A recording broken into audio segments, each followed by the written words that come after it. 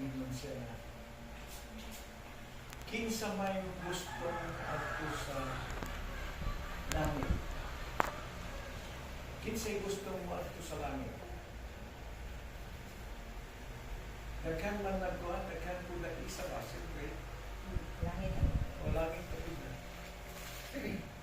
Ingon po na kinsa man ang dili gusto mo adto sa impyerno. Kinsay gusto mo adto sa impyerno. Katong usa kay nakatulog kalit siya tindog. Kalit siya tindog ba? Mato na ikang impyerno, ingon ni Father Windel. Mato na ikang impyerno. Ingon niya, ingon itong tindog na. Kitang duha, Father Windel. Kaya nagtindog ng pudka. Nagtindog ng pudka, kitang duha. So, salamat sa Ginoo na ang Ginoo maayo kaayo sa atong kinabuhi. Dili kita gusto na may sumpawag sa kalaglagan kundi iyatang moson pinaagi sa iyan kapon. Salamat sa Ginoo. Ato nang gibasa ang atong scripture reading. Pakita kini sa 1 Samuel kapitulo 12 versikulo 23, no? Unya sa Matthew 26:40 hangtod sa 41. Kung saan nato pagkangker sa sala sa kanang gitawag og prayerlessness. Kung saan nato how to conquer the sin of prayerlessness. Nabang mo panahon na isa'y maluyang sa pag-ampo. Murag ba mo'y gana na mag-ampo? Naanak no? Naanak. Murag ba tayo gana? Labi na po nakatay na trabaho, busy kayo. Mawad ang tao kalasig sa pag-ampo. Pero, aron na ma-develop ang atong fervent prayer o epektibo nga pag-ampo sa atong prayer life, kinahanglan i-deal nato ang sala sa prayerlessness. No? I-deal nato na. Kaya nga naman,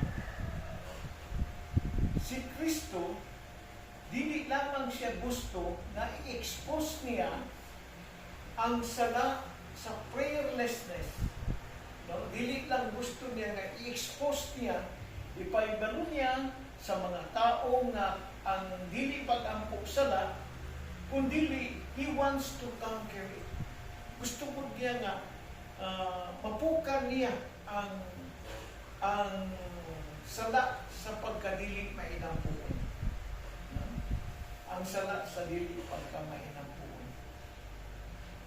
Adunay tulo ka butang dinhi, tulo ka susi unsaon paglumpag, pagkangker niining sala sa prayerlessness. Una, kinahanglan ang pagpaubos sa kagalingon. Pagpaubos sa kagalingon. No? 2 Chronicles 7:14. Ingon pa niya, ang tao nga gihinganlan sa akong ngalan, kinahanglan magpaubos siya sa iyang kaugalingon. Unya mangita sa akong naong, unya mag-ampo, unya pasayloon sa Ginoo. Dili lamang siya kundi ang iyang yuta, ang iyang dapat. Sa ato pa, ang pagpaubos sa kaugalingon, priority kayo na sa Biblia. Priority sa Biblia ang pagpaubos sa kaugalingon. Nga naman, kung sa may katumbas sa pagpaubos, pray. Basta maging pride. Ingon pa niya, pride is the root of prayerlessness. No? Ang garbo mao ang gamot sa pagkadili mainampuon. So if we disguise our prayerlessness as a weakness rather than a sin, we will always make excuses and never conquer No? Siyempre, nagkantag mga excuses diya sa mga pagkampo. No? Kung saan na to, pag-conquer kung maghimutag mga excuses. No? Nagkantag mga pasumangil. Nagkantag mga rason na dili ta makaampo. Pero kung saan na to, pag-conquer niini. Kaya si Jesus daan, iyang isulti, dili lamang niya i-expose ang iyang mga prayerlessness na sala, kundi gusto niyang i-conquer kini sa kinabuhi sa mga tao. Gusto niyang daugon ang prayerlessness sa kinabuhi sa mga tao. If we simply deal with prayerlessness as a weakness, we will always make excuses and never conquer it. No?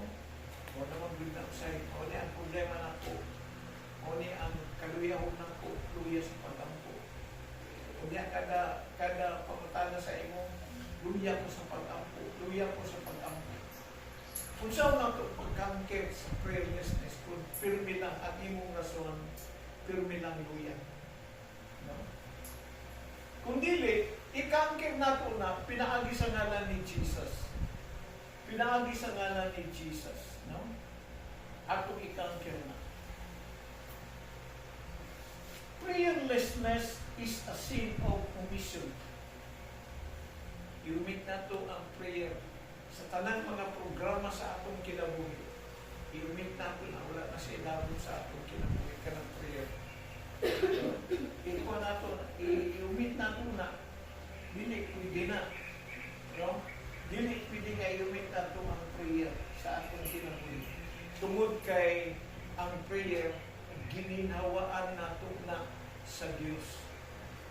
No? Mura na Jeremiah 33:3, call unto me and I will answer thee and show thee great and mighty things which thou knowest not. Call unto me. Mutawag ta. No? Kay kung dili ka na makatawag, nagpasabot na wala ka na connection at tubangan sa Diyos. No? It will not send you to hell. Ang prayerlessness, dili kuno makadala kanimo ngadto sa impierno. Paminawan ninyo niya. Dili ang prayerlessness, dili mana makadala kanimo ngadto sa impierno. May impierno ka kung kulang ka sa pagampo.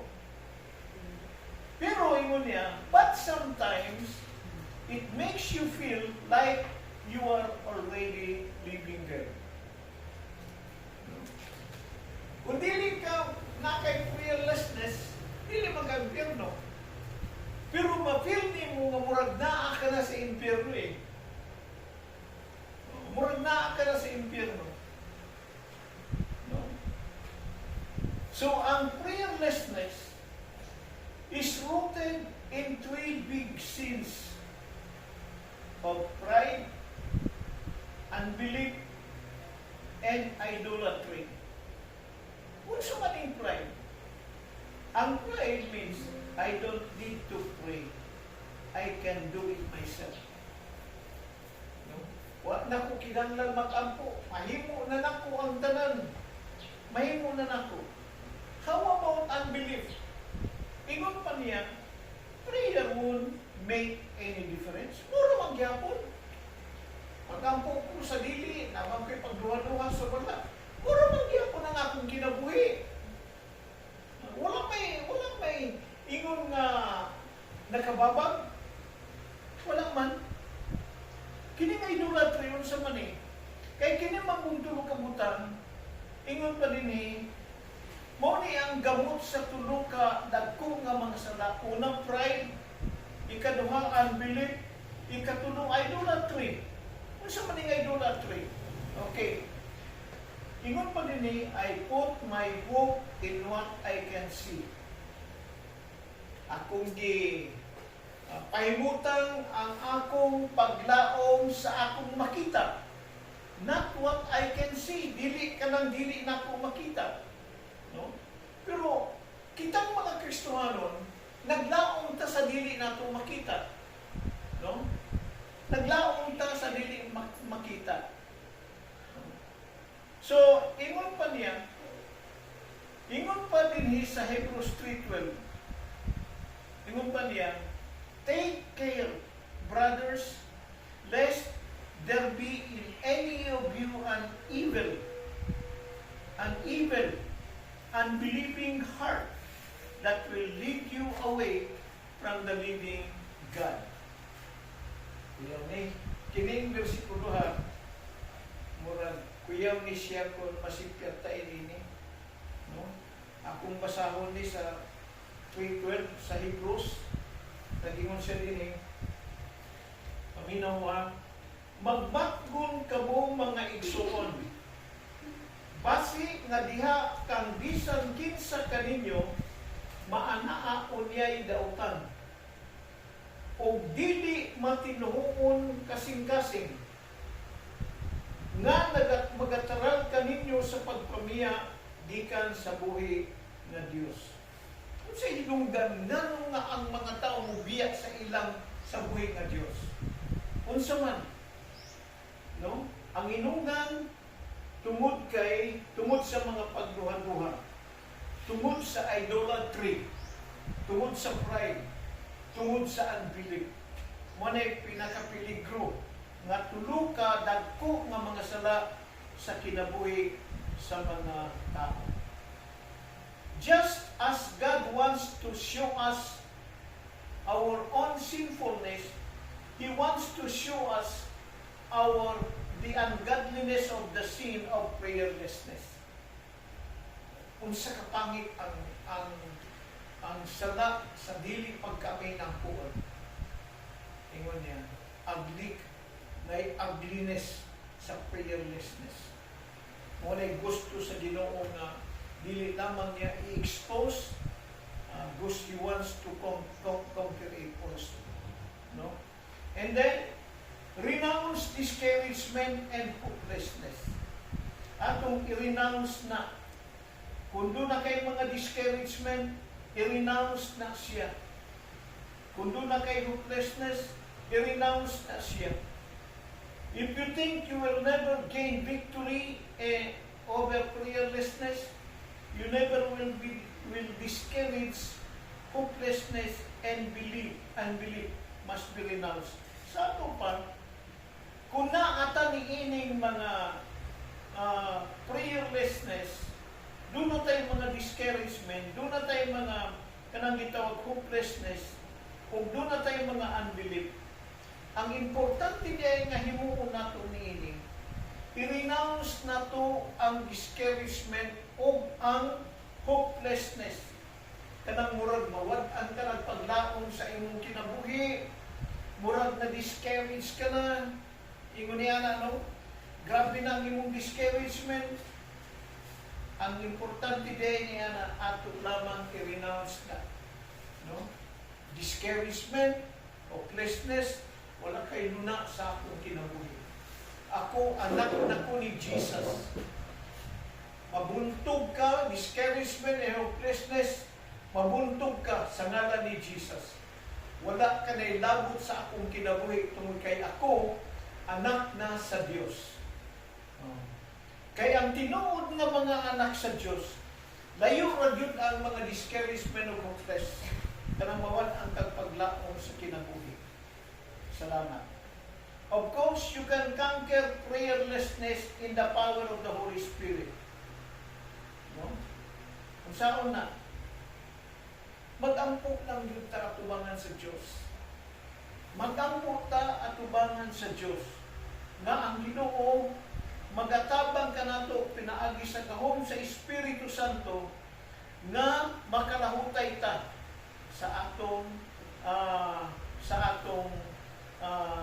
mga pag-ampo o mawala na ang atong hopelessness o mga discouragement sa kinabuhi. Ingon po sa Ephesians 6:8, pray of all times in the Spirit. Pray of all times in the Spirit. And then number 3, receive the fullness of the Holy Spirit. Kinahanglan ana kay fullness. Ana mahupong ka sa balaang Espiritu Santo sa imong kinabuhi. Dili ka pasagdan sa Ginoo. Ingon pa niya, receive the fullness of the Holy Spirit. The Holy Spirit is a praying spirit. Ang Espiritu kuno, mao ang minampuon nga Espiritu. And He will conquer prayerlessness and teach you to pray. Tudluan kaniya kung saan pagampo. Matun pa sa Romans 8:26, the Spirit help us in our weaknesses, for we do not know how to pray as we ought, but the Spirit Himself intercedes for us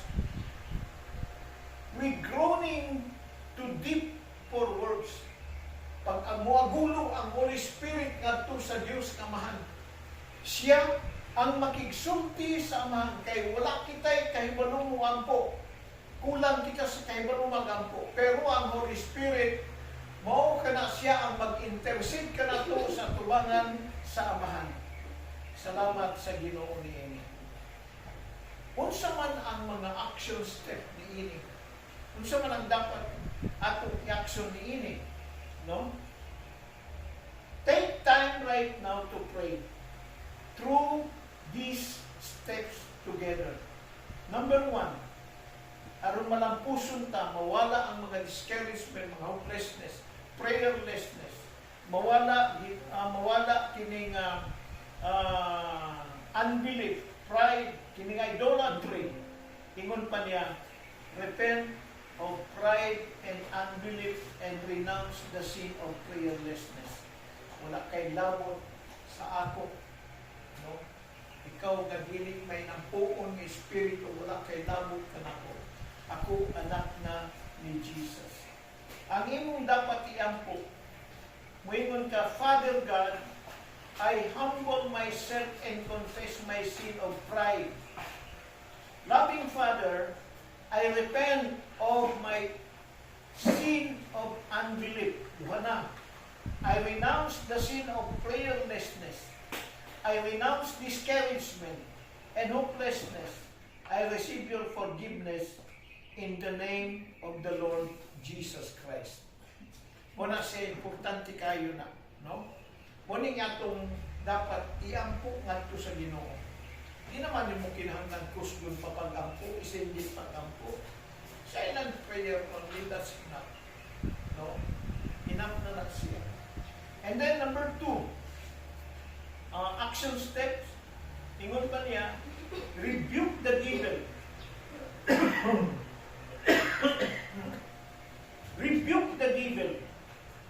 Kung saan mo nimo pag-rebuke, ingon din eh, Satan, I bind you in the name of the Lord Jesus Christ, for it is written, resist the devil and he will flee from you.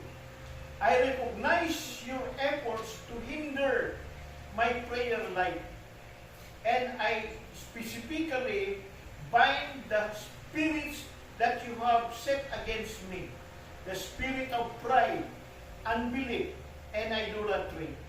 I command these spirits to be gone from me right now, to go to the feet of the Lord Jesus Christ, never to return to me again. I am free, but you now and forever, in the name of the Lord Jesus Christ. Mali nga itong pagkampo, no? I bind you. Kusun ko ikaw sa pangalan ni Jesus. Ikaw, pagkatapulan sa pagkampo, mawala kagikan ka nako. Mawala kagikan ka nako. Kaysa hay, muhari ang katulugon sa atong kinabuhi. Di na ta makaampo. No? So, ingon pa din bukusun ko ikaw sa ngalan ni Jesus. And then last, ask the Holy Spirit to impart to you His own prayer life. No? Ask the Holy Spirit to impart to you His own prayer life. Kung sa man ang iyong buhaton, inani, Father God, right now, maraming mong pagkampo, take control of my prayer life. Ikaw na ang bahala sa aking prayer life, Lord. ayaw ko pasabi. Unactivate the full prayer life of the Lord Jesus Christ in me. I-activate ang prayer life na naak ang Jesus dinhi ka nako. Your Holy Spirit is a praying spirit. Take control of my life, of my mind, will, and emotion, that I may pray like Jesus. Ingon pa ni Jesus sa Matthew ganiya,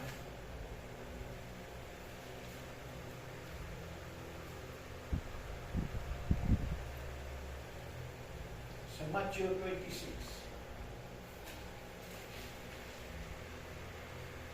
Ingon pa niya din ug miadto siya sa 40.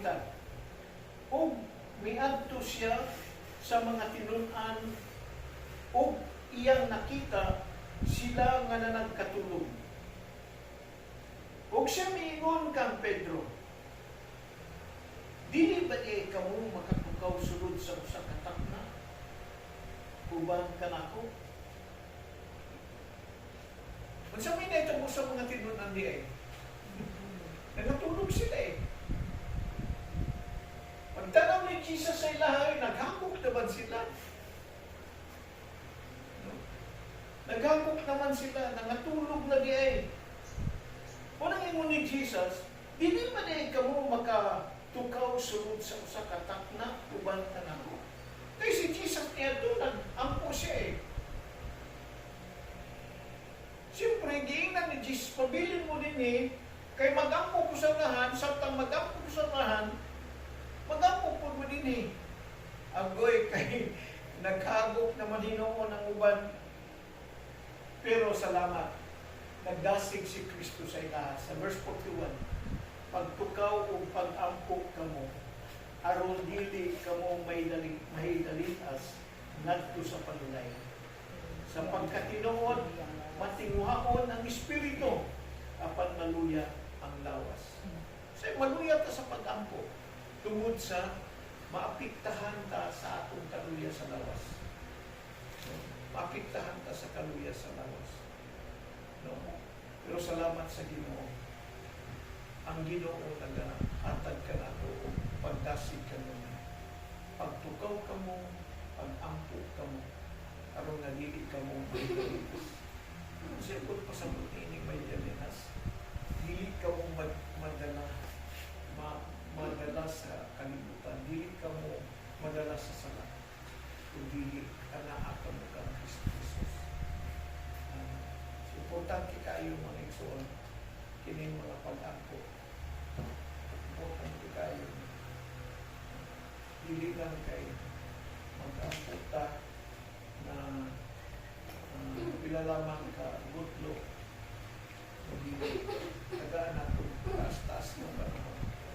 Labi na kanang pag-ampo sa kadlaw, importante kayo. Munang usahay diha mo trabaho ang kaaway, no, sa kadlaw kay lami kaayo ihabo pa ang kadlaw. Labi na alas 2, alas 3, lami kaayo. Kung kinanglan ikangkir natin, pinaagi sa mga pag-ampo. So, salamat sa tulong sa Ginoo. Amahan nga langit nun, dalaygon ka o gamahanan ka Diyos sa aming kinabuhi. Amahan, pasayloa kami sa among mga kapakyasan. Pasayloa kami sa among mga kalapasan, Ginoo. Sa kakulang namo sa mga pag-ampo, Ginoo. O God, ang akong pag-ampo, Lord. Nasiga kami, dito na kami kayo na labi na sa aming prayer life.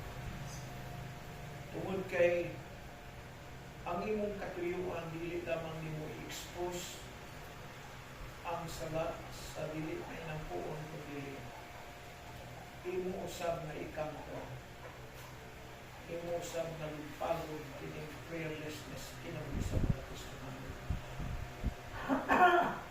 Salamat kanimo, Amhan. Dalay mo ka sa balay